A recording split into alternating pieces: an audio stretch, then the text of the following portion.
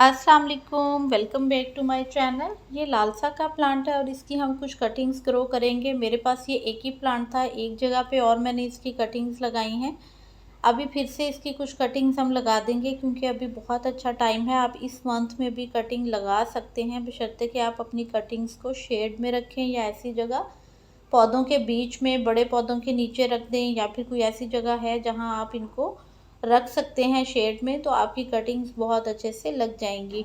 मेरे ये plants roof top पे ही हैं और मैंने इनको पौधों के बीच में ही रखना है कटिंग्स को लगा के। और अब मैं रिज़ल्ट भी शेयर करूंगी जो कटिंग्स मैंने लगाई थी आपके साथ उनका, कि उनमें कितनी अच्छी रूट्स जो हैं वो आ चुकी हैं। तो ये एक ही पौधा जिससे हम कटिंग ले रहे हैं, उससे ये फ़ायदा होगा कि ये थोड़ा और बुशी हो जाएगा और यहाँ पे हमें और भी प्लांट्स मिल जाएंगे। तो एक दो जगह पे इसकी मैंने कटिंग और लगाई हैं।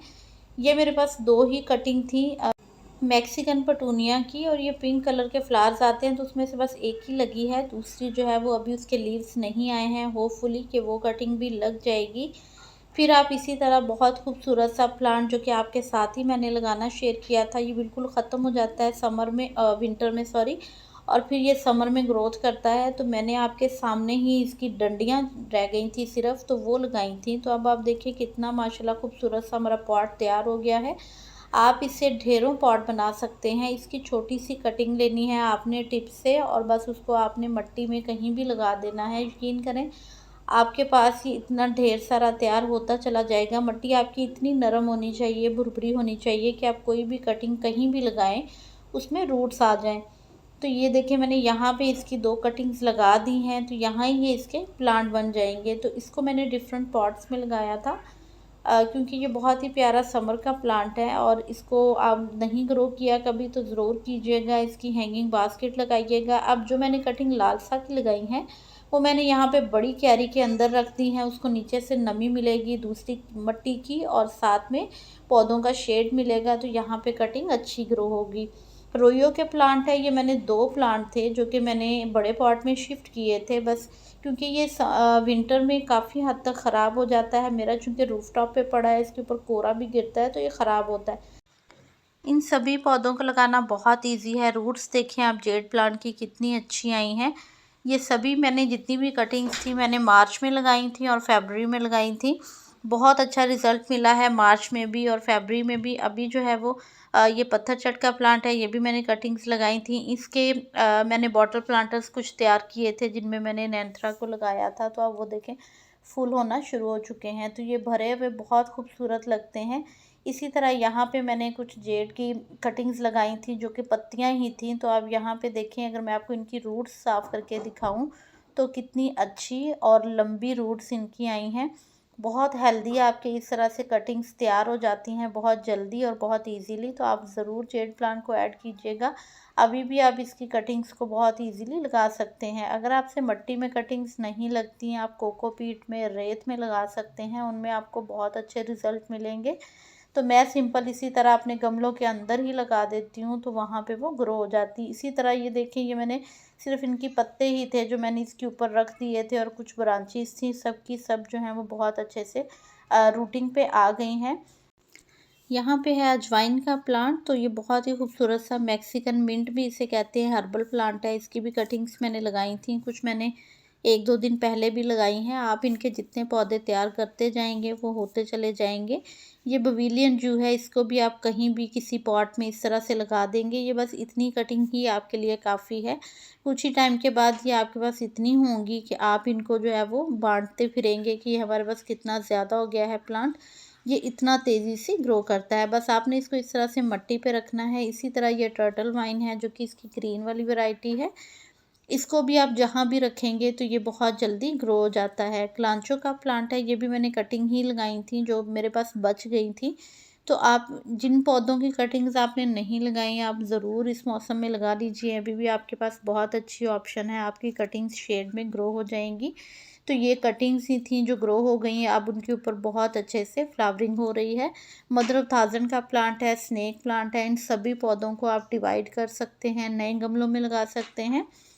पेंसिल कैक्टस की मैंने कटिंग लगाई थी और इसमें भी बहुत अच्छे से ब्रांचेस आना शुरू हो चुकी हैं। ये प्लांट मिनी चांदनी का मैंने आपके साथ ट्रांसप्लांट करना शेयर किया था, ये जट्रोफा का प्लांट। तो अल्हम्दुलिल्लाह सारे प्लांट्स जो हैं वो सेट हो गए हैं। अब मैरलस का प्लांट अगर आपने ग्रो कर रखा है तो आप उसको अच्छे से खाद ज़रूर दीजिएगा, क्योंकि मार्च अप्रैल में वो अच्छे से फ्लावरिंग करते हैं। मेरे ये जो मदर बल्ब था वो ख़राब हो गया था, और जो उनके बेबी बल्ब हैं वो अच्छे से ग्रो कर रहे हैं, लेकिन अभी उनमें फ्लावरिंग वाला स्टॉक नहीं आया है। जब आएगा तो इंशाल्लाह मैं ज़रूर शेयर करूँगी। तो बल्ब वाले प्लांट भी आपको बहुत अच्छी फ्लावरिंग करते हैं अगर आपने इनमें से कुछ बल्ब जो हैं वो लगा रखे हैं। ये है बलून वाइन, तो इसको मैंने सीड से ग्रो किया है, हर सीज़न में ग्रो करती हूँ इनको। ये है अपराजिता की वाइन, तो ये मैंने फ़र्स्ट टाइम सीड से ग्रो की है। तो यहाँ पे ये दूसरा जो ट्रोफा का प्लांट है, इसके ऊपर पिंक कलर के फ्लावर्स आते हैं। ये कुछ कटिंग्स हैं मज़ीद जो कि मैंने जेड और टर्टल वाइन की लगाई थी, और ये भी बहुत अच्छे से लग चुकी हैं। इनको चाहें तो आप रीपॉट कर सकते हैं बड़े पॉट में, अदरवाइज़ ये इसी पॉट में भी बहुत अच्छे से चलती रहेंगी।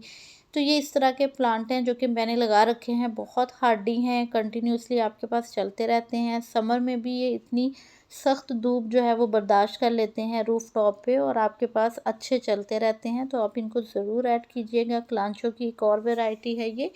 आप चाहें तो अभी इनकी डिफरेंट डिफरेंट वैरायटीज़ की कटिंग्स लगा के इनको अपने पास सेव कर लें, ताकि आने वाले मौसम में विंटर में ये आपके प्लांट तैयार हो जाएं और आप बहुत अच्छे से इनकी फ्लावरिंग को एंजॉय कर सकें।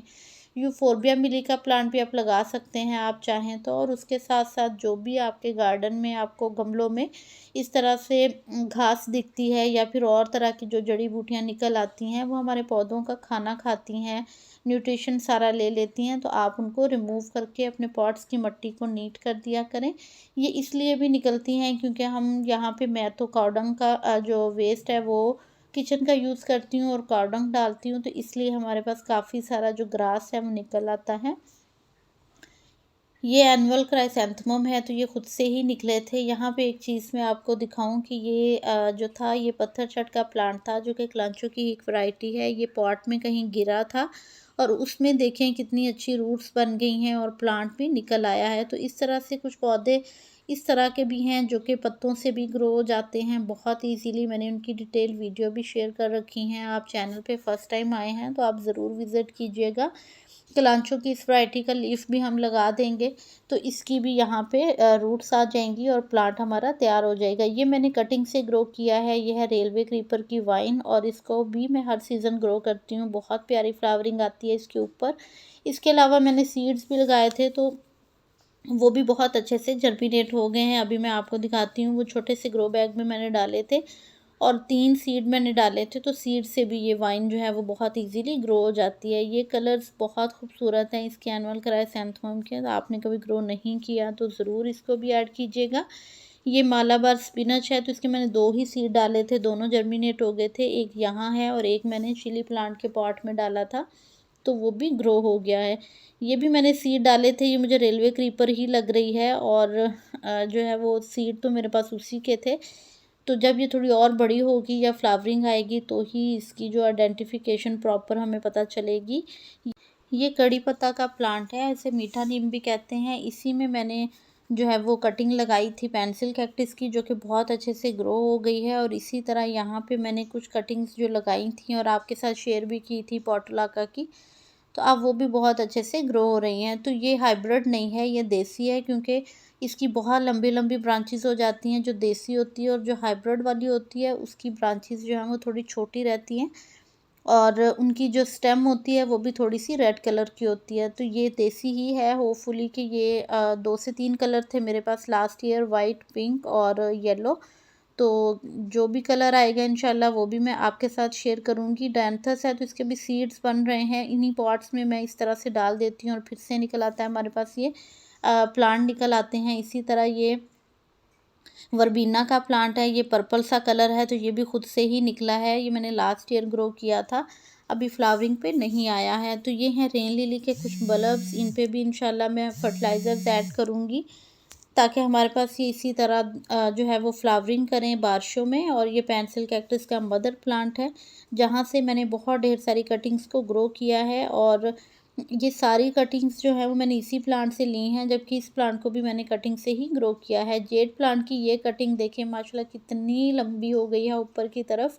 तो इसकी मैंने टोपियारी तैयार करनी है, इसलिए इसको मैं नहीं छेड़ रही हूँ। जैसे ही ये मुझे थोड़ा टाइम मिलेंगे तो इंशाल्लाह मैं तैयार करूँगी और आपके साथ शेयर करूँगी।